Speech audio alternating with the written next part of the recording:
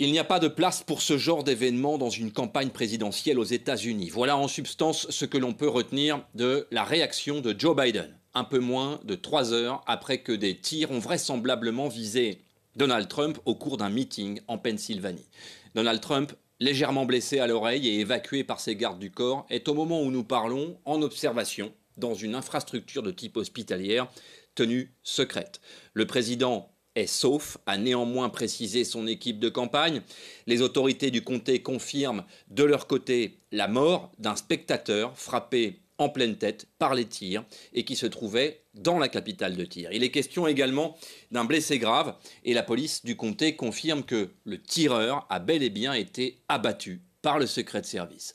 Le tireur dont on ignore l'identité au moment où nous parlons et le mobile se trouvait à l'extérieur du périmètre de sécurité, sur un toit d'où il pouvait avoir des vues sur le pupitre duquel s'exprimait Donald Trump. Ici, à Washington, les réactions s'enchaînent également dans le camp démocrate, et pas seulement à la Maison-Blanche.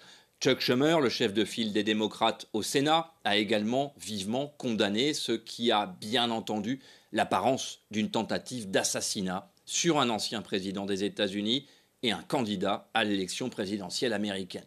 Beaucoup de questions restent en suspens, évidemment. L'enquête immédiate est confiée au Secret Service, mais relèvera très bientôt de la police fédérale américaine.